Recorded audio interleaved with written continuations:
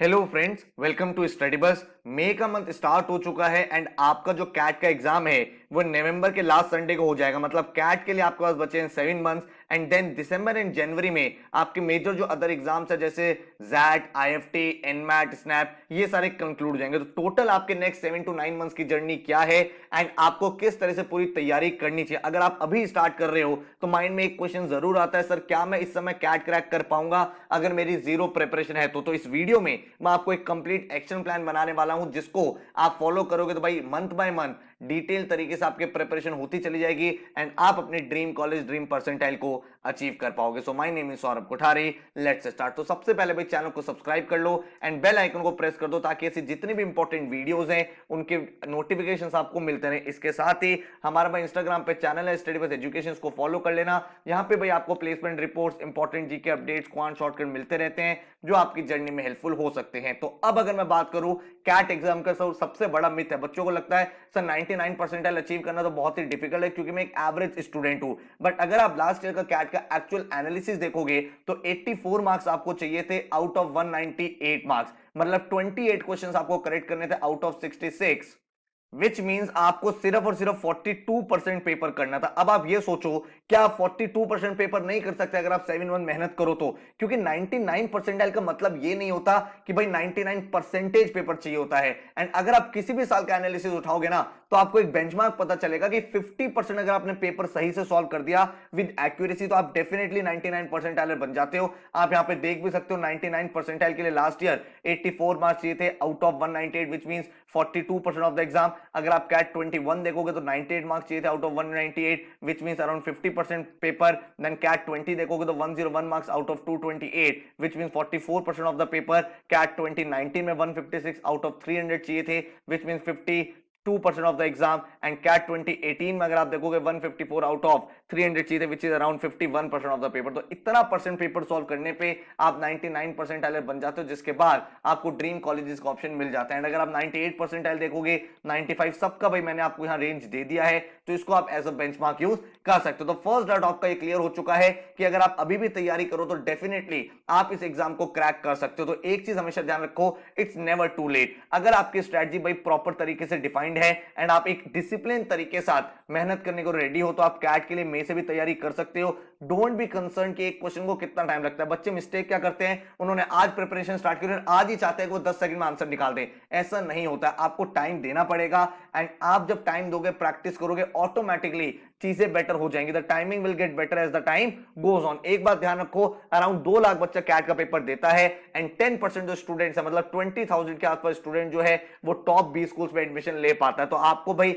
ये make sure करना है कि आप उस टॉप 10% की लीग में एंटर कर पाओ, ठीक है? तो ये चीज आपको ध्यान रखनी है। तो आप जो भी टॉपिक स्टार्ट कर रहे हो उसको भाई अपने आप को पहले से पढ़ो, समझो, उसके बाद आप गैप्स निकालो, भाई क्या चीज आपको समझ में नहीं आ रही है उसको फिक्स करो एंड देन उसी प्रोसेस को बार बार रिपीट करते रहो। तो टारगेट एग्जाम तो आपके सामने बहुत सारे, बहुत बारे बच्चों के माइंड में ये भी एक डाउट रहता है, सर अगर मेरा कैट नहीं हुआ तो 1 साल वेस्ट हो जाएगा। ऐसा बिल्कुल नहीं है। आप CAT, XAT, IFT, NMAT, SNAP, CMAT, TISSNET, CT, SRCC, इन एग्जाम के थ्रू एक टॉप एमबीए कॉलेज में एडमिशन ले सकते हो। एंड सभी एग्जाम्स का जो कोर सिलेबस है, मतलब 80% जो सिलेबस है वो मोर और लेस सेम रहता है। क्वांट्स वही रहता है, वर्बल में वही फंडा रहते हैं, तो वो चीजें आपकी सेम रहती है। थोड़ी बहुत चीजें आपको एक्स्ट्रा करनी पड़ती है, जैसे जैट में डिसीजन मेकिंग हो गया, आईएफटी में जीके हो गया, एनमैट में क्रिटिकल रीजनिंग हो गया। ये सब चीजें आपको एक एक सेक्शन थोड़ा सा एक्स्ट्रा पढ़ना पड़ता है, बट 80% जब प्रिपरेशन सेम है तो मैं आपको रिकमेंड करूंगा 4 से 5 एग्जाम आपको डेफिनेटली टारगेट करने चाहिए ताकि भाई उनमें से जो बेस्ट आपका रिजल्ट आए उसके थ्रू आप एक ड्रीम एमबीए कॉलेज में एडमिशन ले पाओ। तो अब हमारा प्लान क्या होना चाहिए? मई का जो आपका मंथ है वो मंथ आपका फाउंडेशन बिल्ड करने का, आपको अपने बेसिक्स को स्ट्रॉन्ग करना है। तो आपको क्या चीज करनी है भाई, मैंने आपके लिए थोड़ा थोड़ा डिवाइड कर दिया है सब्जेक्ट। अरिथमेटिक स्किल्स जो बेसिक होती है आपकी वो पढ़ोगे आप, नंबर सिस्टम थोड़ा सा देख लो, ज्योमेट्री कर लो एंड अपनी फाउंडेशन सबकी बिल्ड कर लो। अरिथमेटिक के क्या फाउंडेशन है, percentage, time and work, profit and loss, ratio proportion, mixture allegation, इनके फंडामेंटल्स देख लो, बेसिक्स देख लो, ठीक है? उसके बाद भाई एक न्यूज़पेपर पढ़ना स्टार्ट कर दो, एडिटोरियल सेक्शन डेली पढ़ो। भाई एडिटोरियल क्रूशियल सेक्शन को आपको पढ़ना ही पढ़ना है, क्योंकि भाई जब आप 2 3 4 आर्टिकल्स डेली पढ़ोगे ऑटोमेटिकली आपको पता चल जाएगा कि भाई किस तरह से रीडिंग कॉम्प्रिहेंशन को डिकोड करना है, अपनी स्पीड को कैसे बेटर करना है, एंड वो चीज आपकी स्ट्रांग हो जाएगी। देन आपको एलआरडीआई भी साथ में स्टार्ट कर देना है, अरेंजमेंट टेबल और बार ग्राफ्स आप स्टार्ट करो। एक चीज ध्यान रखना, बहुत सारे बच्चे एक मेजर मिस्टेक करते हैं, वो कहते हैं सर मेरा वर्बल तो स्ट्रांग है, मैं सिर्फ क्वांट्स और एलआरडीआई करूंगा, मेरा सर क्वांट्स तो अच्छा है, मैं सिर्फ वर्बल करूंगा। ये गलती बिल्कुल भी मत करना, ठीक है। अगर आप टाइम बेस्ड स्टडी करना चाहते हो, जनरली तो मैं हमेशा बोलता हूं टॉपिक बेस्ड पढ़ाई आपको करनी चाहिए, बट फिर भी आप पूछना चाहते हो सर फिर भी एक बॉल पार्क फिगर बता दो, तो भाई वीक डेज पे 4 आवर्स पढ़ाई करो, जो आपका वीक सब्जेक्ट है उसमें 2 आवर्स लगाओ, जो आपके स्ट्रॉन्ग सब्जेक्ट है उनमें डेली 1 1 आवर लगाओ। तो 2 1 1 स्ट्रेटजी हमें फॉलो करनी है, और वीकेंड्स में आपको 6 आवर्स डिवोट करने हैं। वीकेंड्स में आपको एक दिन पूरा रिवीजन करना है जो आपने हफ्ते में पढ़ा है, और नेक्स्ट डे आपको मॉक देना है। तो 2 आवर्स का मॉक हो गया, देन आपका भाई 2 आवर्स का एनालिसिस हो गया, एंड रेस्ट 2 आवर्स में आपने भाई मिस्टेक्स को आइडेंटिफाई करना है, जो मॉक्स में गलतियां हुई हैं उनके क्या कॉन्सेप्ट थे, क्या चीज गलत हो गई, वो आपको ब्रश अप करना है। तो ये चीज अगर आप फॉलो करोगे तो बहुत अच्छे से अपनी प्रिपरेशन को स्ट्रॉन्ग कर पाओगे। जो आपका वीक एरिया उस पर जैसे कि मैंने आपको बताया ज्यादा टाइम देना है, हर वीकेंड में topic test, concept test, full length mocks आपको लगाते चले जाने हैं। जून में क्या करना है, एक्सपैंड ऑन द फाउंडेशन। आपने फंडामेंटल्स तो बिल्ड कर लिए, अब हमें प्रैक्टिस करनी है एडवांस लेवल की। तो भाई profit and loss, percentages, time and work, जो आपका अरिथमेटिक है वो तो आपको फॉर श्योर करना ही करना है, काफी अच्छे से मॉडरेट एडवांस लेवल के क्वेश्चंस आप करोगे। वर्बल में अब आप सिनोनिम, एंटोनिम्स, इडियम, फ्रेजेस थोड़ा थोड़ा बिल्ड करो ताकि नॉन कैट एग्जाम्स आपके रेडी हो जाएं।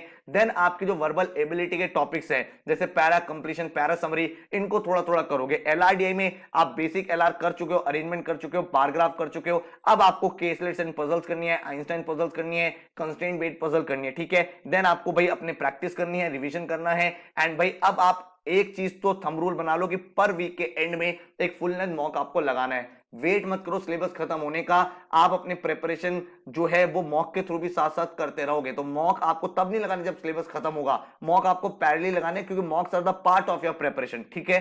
देन अब आ जाओगे आप जुलाई के मंथ में। जुलाई में अब आपको बहुत ही अच्छे तरीके से, क्योंकि अब आपने फंडामेंटल डेवलप कर लिया है, इंपॉर्टेंट टॉपिक टच कर लिए हैं, अब हमें तीनों सेक्शंस पे बहुत ज्यादा तरीके से फोकस करना है। तो क्या चीज करनी है, जो भी आपकी रिमेनिंग टॉपिक्स है जिनकी एडवांस प्रैक्टिस रहती है, जैसे आपका एसआईसीए, progression, log, permutation, combination, equation, जो थोड़े से डिफिकल्ट टॉपिक है ये आपने करा। देन आप एलआरडीए के डिफिकल्ट टॉपिक उठाओगे, गेम्स एंड टूर्नामेंट हो गया, शेड्यूलिंग हो गया, ब्लड रिलेशन हो गया, ये सारे टॉपिक्स, एंड अपनी वर्बल एबिलिटी को बेटर करते चले जाओगे। Para jumbles, para summary, odd one sentences, and जो आपने बेसिक्स बिल्ड करे हैं वो बेसिक्स आपके हर जगह आप काम आएंगे, क्योंकि जब आप गेम्स एंड टूर्नामेंट करोगे, आप शेड्यूलिंग करोगे, वहां पे आपके अरेंजमेंट के कॉन्सेप्ट्स आएंगे। जो आपने इतने आर्टिकल्स रीड करे हैं वो आपका पैरा जंबल, पैरा कंप्लीशन में हेल्प करेंगे। एंड अब आपको वीकली 2 फुल लेंथ मॉक्स लगाने हैं। जब आप 2 फुल लेंथ मॉक्स लगाओगे, उनका एनालिसिस करोगे, तब आपको और ज्यादा अच्छे से क्लैरिटी मिलती चलेगी। तो अपने टाइम की रिस्पेक्ट करनी है, टाइम को सही जगह डिवोट करना है। Quality is always better than quantity. तो ऐसा मत सोचो कि सर मैं 6 घंटे लगातार बैठ के पढ़ूंगा, नहीं, आप 1 1 2 2 घंटे पढ़ो, देन 10 10 15 मिनट का ब्रेक लो, देन वापस 1 1 2 2 घंटे पढ़ो। आप देखोगे आपकी एफिशिएंसी और इफेक्टिवनेस दोनों बहुत बेटर तरीके से इंप्रूव हो जाएगी। फिर हम आएंगे अगस्त के मंथ में। अगस्त में हमें वो सब चीजें कर लेनी है जो हमारी बची हुई चीजें, जैसे कि अगर मैं एलआर में बात करूं तो क्यूब कटिंग हो गया, नेटवर्क्स हो गया, ट्रूथ एंड लाई हो गया। देन डीआई में वेन डायग्राम का एक क्वेश्चन आता है, आपने देखा है काफी सालों से। देन आप कोऑर्डिनेट ज्योमेट्री, जो थोड़ी ज्यादा इंपॉर्टेंट टॉपिक नहीं भी है लेकिन हम एक बार कर लेते हैं। कोऑर्डिनेट ज्योमेट्री कंपैरेटिवली कम पूछा जाता है, थोड़ा सा ट्रिगो देख लिया, थोड़ा सा एडवांस मैथमेटिक्स देख लिया, जो जो सेक्शन आपके स्ट्रांग नहीं थे वो भी आपने कर लिए। एंड आपके 2 मॉक्स पर वीक तो चल ही रहे हैं, एंड जितनी भी आप मिस्टेक्स कर रहे हो मॉक्स में उनको लिखो, ताकि नेक्स्ट मॉक में वो चीजें आप बिल्कुल भी रिपीट ना करो। देन हम लोग मूव करेंगे सितंबर में। अब हमारा इवैल्यूएशन टाइम आ गया है। यहां पे आपको क्या चीज करनी है, जो टॉपिक लेफ्ट थे वो तो आपने कवर अप कर ही लेने हैं। अब आपको एक मेजर इंपॉर्टेंट चीज करनी है, वो है previous year question paper. CAT के, जैट के, आईएफटी के जितने प्रीवियस ईयर के क्वेश्चन हैं उनका पूरा का पूरा क्वांट, वर्बल, एलआरडीए सेक्शन लगा लो। एंड भाई उनके जब क्वेश्चन आप प्रैक्टिस करोगे तो एक तरह से आपका सारा रिवीजन भी हो जाएगा, एंड आपके जो फुल लेंथ मॉक्स है वो तो चल ही रहे हैं। अब आप ये चीज मत करो कि भाई जब आप मॉक लगा रहे हो ना तो मॉक में एकदम वैसे दो जैसे आप एक्चुअल एग्जाम देते हो, ऐसे तुक्के मत लगाओ, कोशिश मत करो कि सारे क्वेश्चन कर लूं, नहीं। जो आपकी एग्जाम स्ट्रेटजी है वो आपको डेवलप करनी है। आपको ये देखना है यार ये वाली चीज में इस तरह से करता हूं तो बेटर रहता है। वर्बल में मैं वर्बल एबिलिटी करता हूं, पहले तो मेरा ज्यादा स्कोर आता है, आरसी को बाद में करूंगा, ये सारी चीजें आपको डीकोड करनी है, ठीक है। डीआई की आपकी प्रैक्टिस चली रही है प्रीवियस ईयर में, एंड अब जो आपको क्वांट के क्वेश्चन है वो आपको 3 मिनट्स के अंदर अंदर सॉल्व करने हैं। अब आपको मेक श्योर करना है कि पर क्वेश्चन में मैं मोर देन 3 मिनट्स नहीं लगाऊंगा, चाहे आपको यहां पे डिफरेंट डिफरेंट टेक्निक्स यूज करनी पड़े, जैसे elimination technique, approximation method, substitution approach, ये सारी जब आप आइडियोलॉजी लगाओगे तो जल्दी जल्दी आंसर आने लगेंगे। एंड अपनी जो फॉर्मूला बुक आप बना रहे हो, जिसमें नोट्स बना रहे हो, उसको अपडेट करते रहो, जहां पे भी गलतियां हो रही हैं वो देखो किस तरह से करनी है। सॉल्यूशंस को हमेशा लास्ट में देखा करो।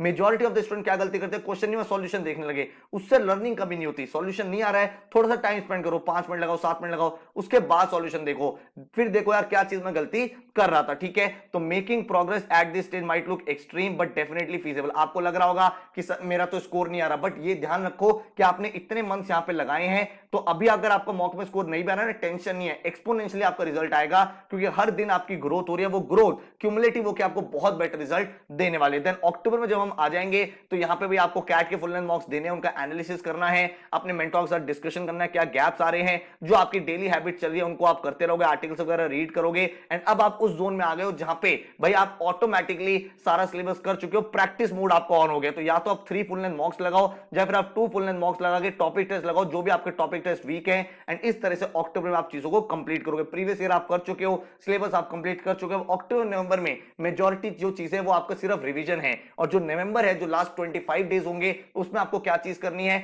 आपको भी जो जो इंपॉर्टेंट टॉपिक्स है, जैसे क्वांट्स में अरिथमेटिक, अलजेब्रा, ज्योमेट्री, वो और बेटर तरीके से रिवाइज कर लेने हैं, क्वेश्चन एक बार फिर से देख लेने हैं, अपनी रिवीजन बुक अच्छे से बना लेनी है, प्रीवियस ईयर के पेपर आप सॉल्व कर लोगे, जितने नंबर ऑफ मॉक्स लगाने हैं वो लगाओगे। एंड भाई अपने मॉक्स में आपको फोकस करना है कि आपके अटेम्प्ट्स तो इंक्रीज हो रहे हैं, इसके साथ ही आपकी एक्यूरेसी भी इंक्रीज हो रही है, ठीक है। ये दो चीजों पर आपको फोकस करना है, अटेम्प्ट्स और एक्यूरेसी। एंड भाई कैट से 1 दिन 2 दिन पहले ना रिलैक्स करो, अब आपको बहुत ज्यादा स्ट्रेस नहीं लेना है, आपने सारा रिवीजन कर लिया है, मॉक्स लगा लिए हैं, जितनी प्रिपरेशन होनी थी वो हो चुकी है, एंड कैट एग्जाम के लिए आप बिल्कुल डेफिनेटली रेडी हो जाओगे। तो ये पूरा पूरा एक प्लान है मंथ बाय मंथ, जिसको आप फॉलो करके एक सिस्टमैटिक तरीके से अपनी तैयारी भी कर पाओगे, एंड डेडिकेटेड तरीके से सारा सिलेबस भी कंप्लीट हो जाएगा, प्रीवियस ईयर पेपर भी हो जाएंगे, मॉक्स भी हो जाएंगे, एंड आप एक कंफर्टेबल स्पेस में आ जाओगे। अगर आप ये सारी चीजें खुद कर सकते हो, वेल एंड गुड है, नहीं तो 16 मई से हमारा नया लाइव क्लास का बैच स्टार्ट हो रहा है, जिसमें आपको जो सिलेबस है वो 15 सितंबर तक कंप्लीट हो जाएगा, एक एक चीज। एंड उसके बाद आपके एडवांस वर्कशॉप चलेंगे अक्टूबर नवंबर में, तो 30 नवंबर तक आपका ये बैच चलेगा। आपकी जो लाइव क्लासेस है रात में चला करेंगे, 5 to 6 डेज वीक में होगी। वैसे तो मेजॉरिटी ऑफ द क्लासेस आपकी 9 to 11 पीएम होंगी, कुछ कुछ क्लासेस आपकी 7 to 9 पीएम भी हो सकती है। आपको टाइम टेबल इन एडवांस दे दिया जाता है, तो आप वेल प्रिपेयर्ड रहते हो, एक एक महीने का टाइम टेबल आपके सामने होता है।